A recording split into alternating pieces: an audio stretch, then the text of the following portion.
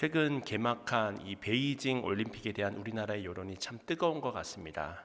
그 이유는 우리나라 이 쇼트트랙 대표 선수 또 황대현 또 이준서 선수의 이 실격 판정 때문이었는데요.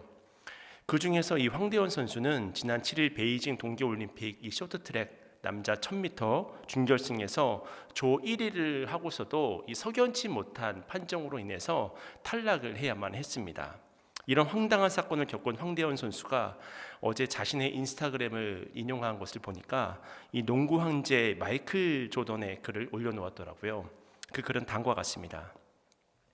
장애물이 반드시 너를 멈추게 하는 것은 아니다. 벽을 만나면 돌아가거나 포기하지 말라.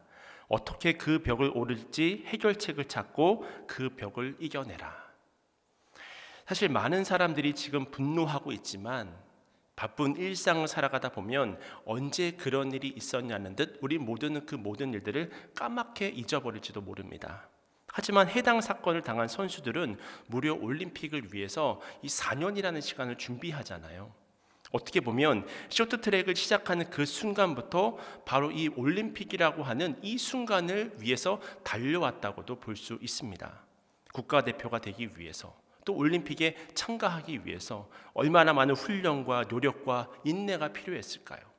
그런 의미에서 황대현 선수가 그런 억울한 사건을 당한 즉시 나는 포기하지 않을 것이다, 반드시 이겨낼 것이다 라는 다짐을 이야기한 것이, 낙심하지 않고 좌절하지 않고 이런 다짐을 이야기를 한 것이 개인적으로는 참 인상적이었는데요.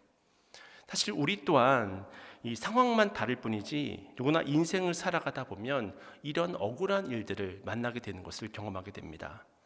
이때 황대현 선수처럼 어느 유명인의 글을 되새기며 그 어려움을 이겨내는 것도 참 대단한 일일 것입니다. 하지만 이것은 단지 심리적인 위안일 뿐이잖아요. 그런데 우리 인생의 시작과 마침을 아시고 또 우리에게 늘 좋은 것을 주시기 위해 날마다 동행하시는 하나님을 통해 우리가 힘을 얻을 수만 있다면 그것은 단순히 심리적인 위로에서 그치는 것이 아니라 전능하신 하나님이기 때문에 모든 것을 다 알고 계시고 우리에게 가장 좋은 것이 무엇인지 알고 계시는 것이기 때문에 현실의 문제 또한 최선의 결과로 해결함을 받을 수 있다고 하는 것입니다. 마음도 주님의 돌보심을 통해서 평안함을 얻을 수 있고 그 일로 믿음이 더욱 성장하여 영생의 자리에까지 나아갈 수 있다고 하는 거예요. 그런 의미에서 우리는 오늘 본문에 등장하는 여인의 이야기를 살펴보며 고난 가운데 역사하는 하나님의 은혜를 깨달아야 하는 것입니다. 오늘 본문은 한 가정의 안타까운 사연으로 시작을 하고 있는데요. 한 여인의 남편이 되는 이가 이 선지자가 되기 위해서 선지자 학교에서 공부를 하다가 그만 아내와 두 아들에게 많은 빚을 남겨둔 채 세상을 떠나게 되었습니다. 그러자 빚쟁이들이 찾아와서 두 아들을 종으로 데려가겠다고 지금 협박을 하는 거예요. 그러니까 이 여인은 지금 남편을 잃은 슬픔에 더해서 아들 둘까지도 빼앗기게 되는 그런 안타까운 상황에 처하게 된 것을 우리가 확인할 수 있습니다. 정말 이러한 불행이라고 하는 것은 예고 없이 찾아오잖아요. 한 가지만 찾아와도 참 힘이 든데 여러 가지가 동시에 찾아와서 우리를 낙심케 하고 또 실망케 하고 좌절하게 할 때가 참 많이 있는 것을 우리가 보지 않습니까? 그렇다면 이 여인은 어떻게 이 위기를 극복하고 또 해결할 수 있었을까요? 그때 바로 머릿속에 떠오른 사람이 있었는데 그 사람이 바로 엘리사 선지자라는 거예요. 아마도 엘리사는 이 죽은 남편의 선지자 학교 선생님이었을 것으로 생각이 됩니다. 그래서 이 여인이 하소연을 늘어놓는 거예요. 이때 이 여인의 딱한 이야기를 들은 엘리사가 내가 너를 위해서 어떻게 해주면 좋을까라고 물어보는 것입니다. 이렇게 대답을 하니까 아마도 이 여인의 가슴 속에서는 기대감이 생기지 않았을까요? 이제 되었네. 혹시 이 빚을 갚을 수 있는 돈을 주시려나? 아니면 영향력이 상당한 분이시니까 체주를 만나서 탕감해 주라고 하시려나? 그것도 아니라면 아이들이 커서 이 빚을 갚을 수 있을 능력이 생길 때까지 좀 빚을 유예해 달라고 말씀을 해주시려나? 어떤 방식이 되었든 이분은 보통 분이 아니시니 이분만 나서준다고 한다면 체주도 어떻게 할 수 없겠구나, 그런 생각을 가지게 되었을지도 모르겠습니다. 그런데 엘리사가 무엇을 어떻게 해주었나요? 우리가 본문을 통해서 확인해 보았던 것처럼 그가 해준 것은 이런 세상적인 방법이 아니라 집에 무엇이 있는지를 물어보는 것으로 시작을 합니다. 이에 과부는 자신의 집에는 기름 한 그릇 외에는 아무것도 없다고 대답을 합니다. 그러자 엘리사 선지자는 이웃에게 가서 그릇을 최대한 많이 빌려서 그 그릇에 기름을 부으라고 지시를 하는 거예요. 그래서 그녀는 말씀 그대로 순종을 해서 두 아들을 통해서 그릇을 빌릴 수 있는 최대치를 가져와서 빌려오게 되어졌고, 거기에 기름을 붓기 시작을 했는데 빌려온 그릇들이 다 채워질 때까지 기름이 떨어지지 않고 채워졌다고 하는 것입니다. 놀라운 기적이 일어난 거예요. 여인이 엘리사에게 그 일을 다 고하니까 선지자는 그 기름을 팔아서 빚을 갚고 나머지 돈으로 생활을 하라고 이야기를 하고 있는 것입니다. 이것이 바로 오늘 본문의 내용이거든요.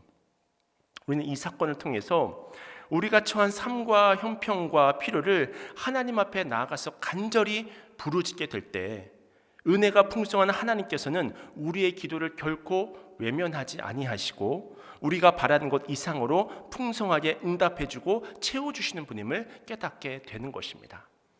에베소서 3장 20절 말씀인데요, 우리 가운데서 역사하시는 능력대로 우리가 구하거나 생각하는 모든 것에 더 넘치도록 능히 하실 이에게. 아멘. 이렇게 에베소서 3장 20절 말씀이 증거하고 있는 것처럼 우리 하나님은 우리가 구하거나 우리가 생각하는 것에 더 넘치도록 역사하시는 전능하신 하나님이 되신다고 하는 것입니다. 그럼 우리가 이러한 사실을 기억한다고 할 때 어떻게 하면 긍휼이 풍성하신 하나님, 넘치도록 공급하시고 그 은혜를 풍성함으로 부어주시고자 하시는 그 하나님의 은혜를 충만함으로 누리며 경험할 수 있을까요? 오늘은 본문을 중심으로 좀 크게 두 가지로 나누어서 이 말씀의 은혜를 나누어 보고자 하는데요, 먼저 어떻게 하면 우리가 위기의 때에 주님의 그 풍성하신 은혜를 누릴 수 있을까요? 그 첫 번째 방법은 남은 것에 집중하라고 하는 것입니다. 그렇다면 이 여인은 무엇을 가지고 있었을까요? 우리 다 함께 열왕기하 4장 2절 말씀을 우리 다시 한번 함께 읽도록 하겠습니다. 시작. 엘리사가 그에게 이르되 내가 너를 위하여 어떻게 하랴? 내 집에 무엇이 있는지 내게 말하라. 그가 이르되 계집종의 집에 기름 한 그릇 외에는 아무것도 없나이다 하니. 내 집에 무엇이 있느냐는 엘리사의 질문에 이 여인이 어떻게 대답을 하냐면 기름 한 그릇 외에는 아무것도 없습니다. 그렇게 대답을 하는 거예요.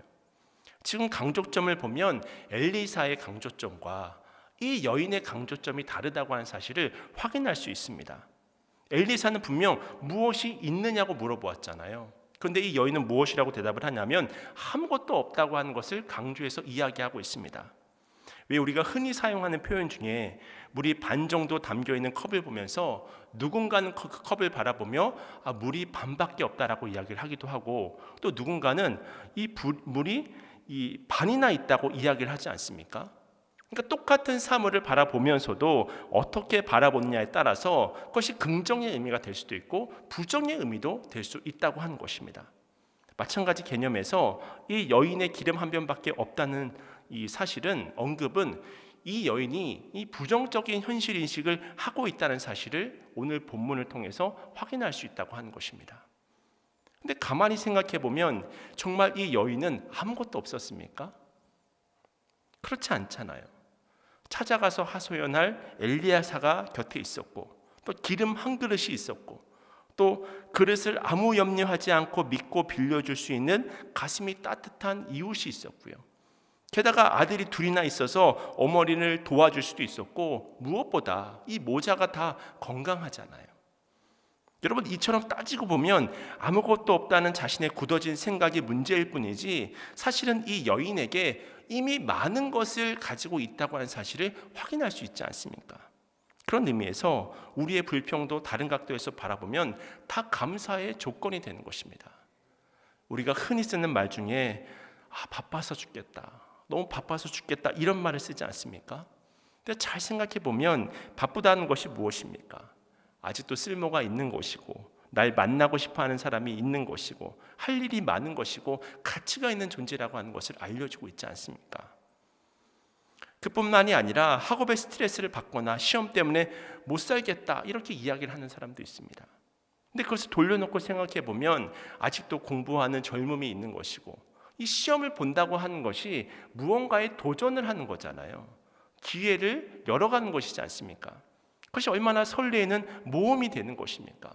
그런 기회를 가질 수 있다는 것이 얼마나 감사한 일입니까? 저 또한 이 설교를 하기 위해서 준비하는 것은 결코 쉬운 일은 아닙니다. 제게도 참 고된 일인데요. 어제도 쉬는 날이었는데 하루 종일 아무것도 안 하고 설교 준비만 했거든요. 육체적으로는 힘들지만 이렇게 부족한 제가 하나님의 도구로 쓰임받는다는 것이 얼마나 감사한 일입니까? 그러니까 불평도 생각을 달리하면 그 모든 것들이 감사의 제목으로 변화가 되는 것입니다. 그리고 사실 오늘 본문의 여인이 미처 생각하지 못한 가장 중요한 사실 한 가지가 더 있었는데, 그것은 바로 하나님께서 그 여인의 집에 계신다고 하는 것이었습니다. 더구나 그 하나님이 어떤 하나님이십니까? 그녀와 아이들을 사랑하시고 잘 되길 바라시고 가장 좋은 곳으로 저들의 소원을 만족시키기를 원하시는 하나님이 되시잖아요. 엘리사는 여인에게 무엇이 있냐고 질문을 하며 하나님이 이 가정이 함께하고 계심을 깨닫기를 원했다고 하는 것입니다. 마찬가지로 하나님께서 지금 우리와 함께 계신 줄로 믿습니다. 할렐루야. 이것이 우리의 모든 고민을 끝내는 일체의 비결이 되는 거예요. 여러분, 하나님이 안 계신다고 하시면 아무것도 소용이 없는 거예요. 기름이 있다고 한들, 기름을 빌려온다고 한들, 아이가 2명이 아니라 10명이 있어서 정말 그 지방에 온 그릇을 다 가져온다고 한들 하나님이 없다고 한다면 아무 의미가 없어져 버리는 것입니다. 그런데 하나님의 사랑이 그 가정에 흘러가자 어떤 역사가 일어났습니까? 기름이 마르지 아니하고 계속해서 흘러가는 역사를 우리가 확인할 수 있잖아요. 그리고 이들은 그것을 다 내다 팔아서 빚을 갚을 뿐만이 아니라 앞날의 생활도 걱정 없이 해나갈 수 있었다는 것을, 그 실마리를 오늘 본문은 알려주고 있다고 하는 것입니다. 결국 하나님이 계시니, 결국 하나님이 함께 하시니 모든 것이 합력해서 선을 이루는 역사를 우리는 오늘 본문을 통해서 확인하게 되는 것입니다. 그런 의미에서 내 집에 무엇이 있는지 내게 말하라 라고 하는 엘리사의 그 질문 속에는 잃어버린 것을 바라보지 말라고 하는 의미가 담겨져 있습니다. 그렇다면 지금 여러분은 어떤 문제들로 근심을 하고 계신가요? 코로나로 인해 사업이 어려워지기도 하고, 또 주식이나 또 코인에 투자를 했다가 크게 돈을 잃기도 하고, 또 같이 동업을 하던 사람에게 배신을 당하기도 하고, 때로는 우리도 원치 않는 소송에 어처구니 없이 또 휘말리게 되면서 또 큰 돈을 지불하기도 하고 마음고생을 하기도 하고, 이러한 것들이 우리가 주변에서 흔히 보는 일상의 일들이 아니겠습니까? 사실 우리가 이처럼 잃어버린 것들을 생각하면 가슴이 참 아프잖아요. 절망스럽잖아요. 어떤 때는 밤에 깊은 잠을 잘 수가 없어서 막 밤중에 자다가도 막 깨지 않습니까? 하지만 안타까운 사실은 우리가 그렇게 아파하고 절망한다고 해서 떠나간 사람이 돌아온다든지 아니면은 잃어버린 돈을 다시 찾을 수 있다든지 그럴 수는 없는 것입니다. 그 순간 우리는 계속 절망 속에, 낙심 속에 점점점 더 깊은 바닥 속으로 무너져 내릴 수밖에 없는 거예요. 그러다가 문득 우리가 남아있는 것에 집중하는 순간 더 이상 내려갈 수 없는 바닥에 발을 디디는 것입니다. 다시 말하면 우리 인생의 사람들이 떠나고 내가 평소에 붙잡고 있었고 내가 평소에 의지하고 있었던 그 모든 것들이 다 사라져 없어져 버리는 그 순간, 나의 자존감이라고 하는 것도 더 이상 지킬 것이 없어서 땅바닥 속으로 깊이 깊이 내려가는 그 순간, 하나님께서 그 순간에 바닥을 떠받쳐 주시는 것입니다. 그것이 아니라고 한다면 바닥으로 더 이상 내려가지 않을 수 있도록 위에서 붙잡아 주시는 거예요. 그러니까 바닥을 우리가 알 수 있는 거죠. 그러면 그때부터 우리는 그 문제가 어떤 문제이든 죽지 않고 살 수 있습니다. 숨을 쉴 수 있습니다. 마음의 평안을 얻게 되는 거예요. 그리고 하나님께서 영안을 열어주시니까 그동안 보지 못했던 것들, 또 그동안 소중하게 여기지 않았던 것들을 새롭게 발견함으로 주님 안에서 힘과 용기를 얻어서 일어서게 되는 것입니다. 어느 날 사업에 실패해서 어깨가 축 처진 중년 남자가 와서 이 노만 빈센트 필 목사님을 만나서 하소연을 했다고 합니다. 제가 목사님을 만나보고 죽을까 하는데 저는 더 이상 살 희망이 없습니다. 그런 고백을 하더라는 거예요. 그러니까 자세히 사정을 들어보니까 자신이 가진 전 재산을 다 날려버린 것입니다. 그리고 이제 죽을 생각을 하는 거예요. 그런데 목사님께서 이 남자를 향해 여러 가지 말씀을 해주시지 않고 백지를 몇 장 주시면서 당신 거기다가 지금 가지고 있는 것들을 차례차례 써내려가 보라고 그렇게 이야기를 하면서 백지를 주더라는 거예요. 그랬더니 이 남자가 와서 한숨을 쉬면서 뭔가를 적어 내려가기 시작을 했습니다. 생각해 보니까 그래도 아직도 나를 사랑하는 아내가 있고 또 나를 무척 걱정해주는 사랑스러운 딸이 3명이나 있고 내게 건강이 있고 이것도 있고 저것도 내가 가지고 있고 몇 줄 쓰더니 이 사람이 모자를 쓰더니 그 자리에서 벌떡 일어서더라는 거예요. 그러면서 이렇게 이야기를 했다고 합니다. 목사님 감사합니다. 저는 다 없어진 줄 알았습니다. 그런데 현재 내가 가지고 있는 것들을 써내려가다 보니까 다 그대로 있고 그저 없는 것은 돈 하나를 잃었습니다. 전 아무것도 없다고 생각했는데 제가 가진 것이 아직도 많다는 것을 깨닫게 해주셔서 정말 감사합니다. 이렇게 이야기를 하면서 나가더라는 거예요. 이처럼 우리가 잃어버린 것을 생각하지 말고 남아있는 것에 집중하며 주님의 손에 붙들리게 될 때 기적이라고 하는 것은 일어나게 되는 것입니다. 엘리야는 3년 반 동안 땅에 비가 내리지 않을 때 간절히 기도했습니다. 그때 맑은 하늘 가운데 작은 구름 하나를 보게 되잖아요. 그 작은 구름 하나를 시작으로 해서 큰 비가 내려 3년 6개월 동안의 가뭄이 그치는 것을 보게 되지 않습니까? 골리앗을 무너뜨리는 역사는 어떻게 일어났나요? 사울이 준 큰 갑옷이 아니었습니다. 날카로운 칼이라든지 창으로 그 골리앗을 무너뜨린 것이 아니었습니다. 다윗이 평소에 가지고 있었던 그 물맷돌로 기적의 역사를 하나님께서 일으키시는 거예요. 주님의 손에 붙들리면 모든 것이 그렇게 되는 것입니다. 그 유명한 오병이어의 기적은 어떻습니까? 한 소년이 가지고 왔던 보리떡 5개와 물고기 2마리를 가지고 5,000명을 먹이시는 놀라운 기적의 역사를 하나님께서 베풀어 주시잖아요.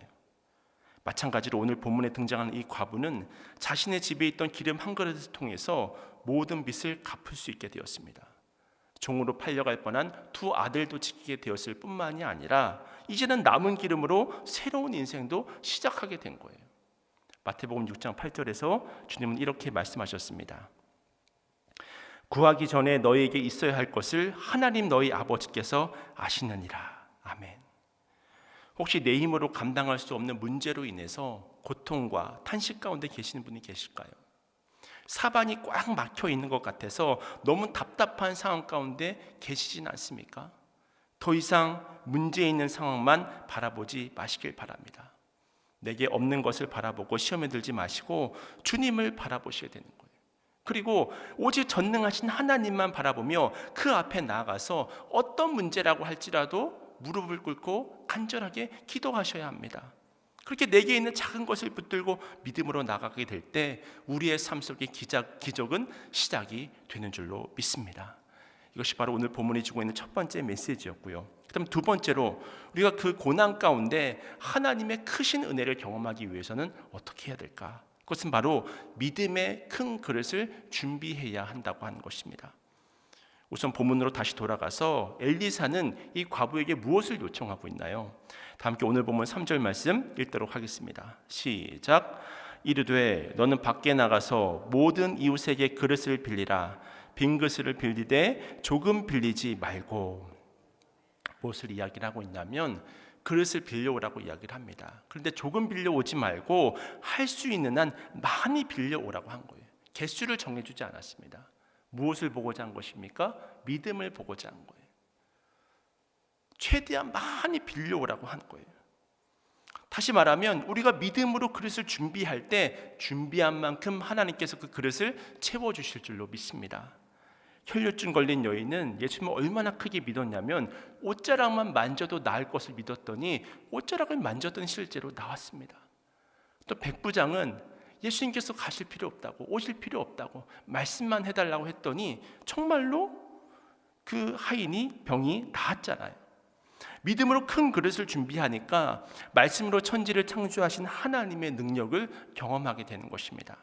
여러분 시편 81편 10절 말씀을 기억해 보세요. 어떤 말씀이 기록되어져 있습니까? 나는 너를 애굽 땅에서 인도하여 낸 여호와 내 하나님이니 내 입을 크게 열라 내가 채우리라 하였으나. 주님께서는 내 입을 크게 열라 내가 채우리라고 말씀하셨잖아요. 하나님을 내 이성과 내 초라한 자아상으로 제한하지 말라고 하는 것입니다. 하나님은 우리가 생각하는 것보다 훨씬 더 우리를 사랑하시고 우리를 향해서 너무나도 놀랍고 큰 계획을 가지고 계신 거예요. 이 사실을 기억함으로 우리는 각자의 믿음의 분량에 맞게 그릇을 준비해야 합니다. 그러면 하나님께서 그 빈 그릇을 은혜로 가득 하나님은 그냥 가득 채워주시는 분이 아니라 흘러 넘치도록 채워주시는 분인 줄로 믿습니다. 비슷한 맥락에서 이어지는 4절과 5절에서 반복되는 단어 중에 어떤 단어들이 있냐면 문을 닫고라고 하는 단어들을 우리가 좀 집중해서 보실 필요가 있는데요. 우선 4절과 5절 말씀을 좀 함께 읽겠습니다. 시작. 너는 내 두 아들과 함께 들어가서 문을 닫고 그 모든 그릇에 기름을 부어서 차는 대로 옮겨 놓으라 하니라. 여인이 물러가서 그의 두 아들과 함께 문을 닫은 후에 그들은 그릇을 그에게로 가져오고 그는 부었더니 4절을 보시면요, 엘리사가 어떻게 명령을 합니까? 너는 내 두 아들과 함께 들어가서 문을 닫으라고 그렇게 이야기를 하고 있지 않습니까? 또 이 여인이 어떻게 합니까? 5절을 보시면 여인이 물러가서 그의 두 아들과 함께 문을 닫은 후에 라고 말을 하고 있지 않습니까? 여기서 저는 이 여인의 믿음이 점점 더 커지는 것을 발견할 수 있었는데요. 무슨 말이냐면 그릇을 빌리는 것이 하나님의 공급하심을 신뢰하는 행위잖아요. 비슷한 맥락에서 문을 닫는다고 하는 것은 어떤 의미를 가지고 있을까요? 그것은 바로 하나님께만 집중하는 것입니다. 마치 히스기야가 위기의 순간에 낯을 벽으로 향해서 기도하듯이 세상을 향한 문을 닫아버리고 온전히 주님께만 집중을 하는 거예요. 하나님만 바라보는 그 은밀한 곳에서 주님께 나아가는 것입니다. 이처럼 기적이라고 하는 것은 언제나 하나님께 집중할 때만 일어나는 것입니다. 이렇게 이들은 빈 그릇이 다 채워질 때까지 문을 열지 않았습니다. 기적이 좀 일어나서 몇 그릇에 기름이 좀 차게 되니까 흥분해서 문 밖을 열고 뛰쳐나가지 않았어요.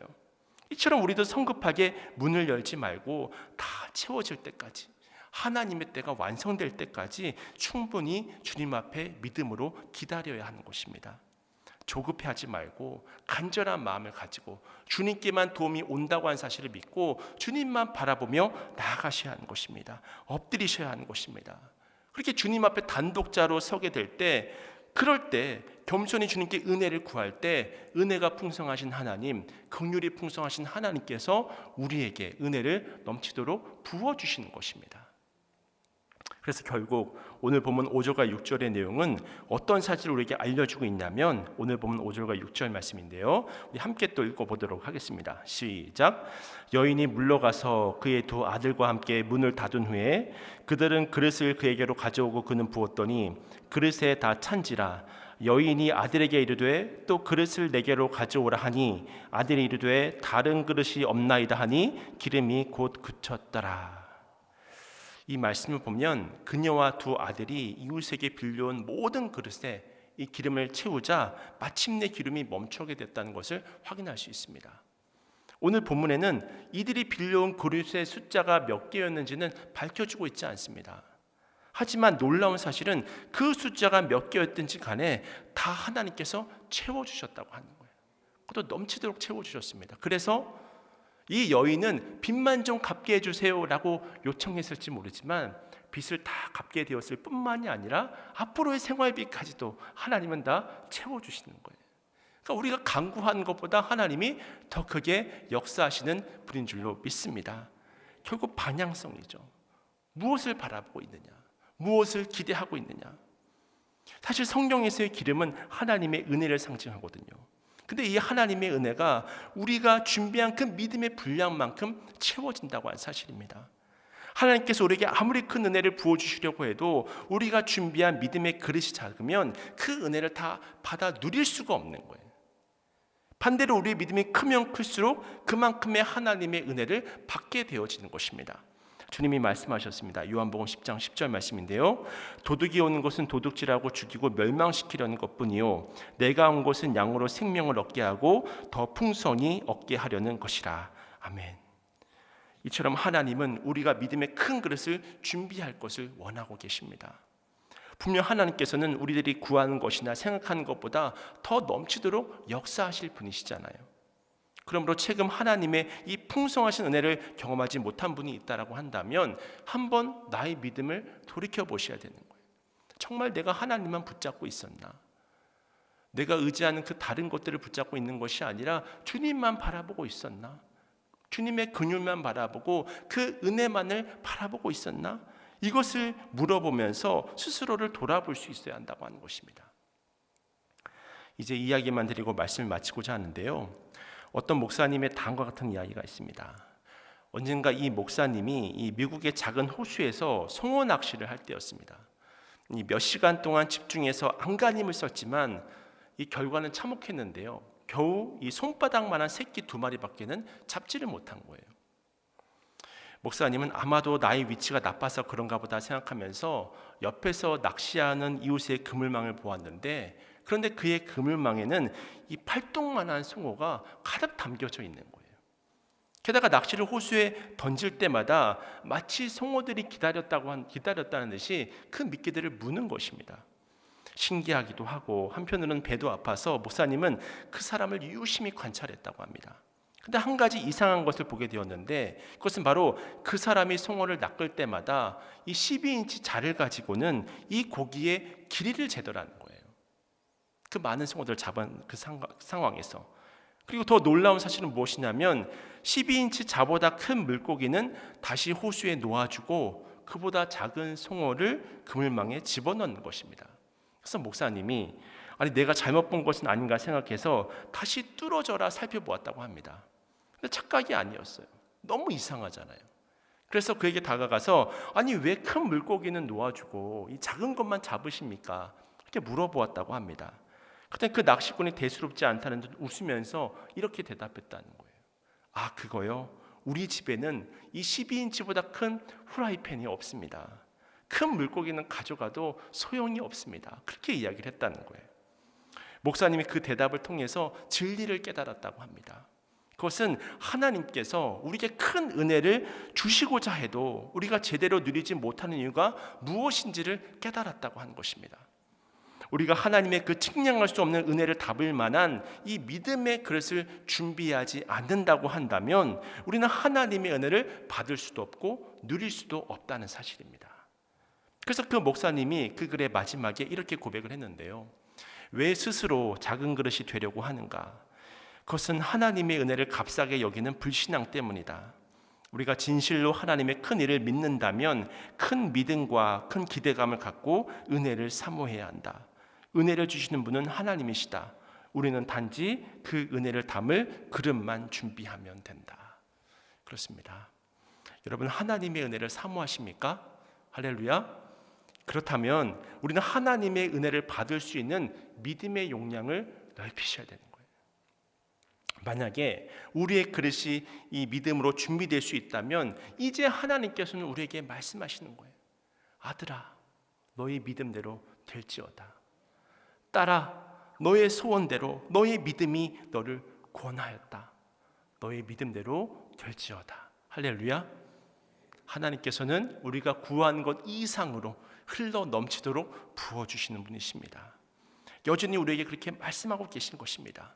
이 약속의 말씀을 믿으시길 축원합니다. 그러므로 하나님이 부어주시는 넘치는 축복으로 늘 승리하는 삶을 살아가시는 여러분 모두가 되시기를 주님의 이름으로 축원을 드립니다.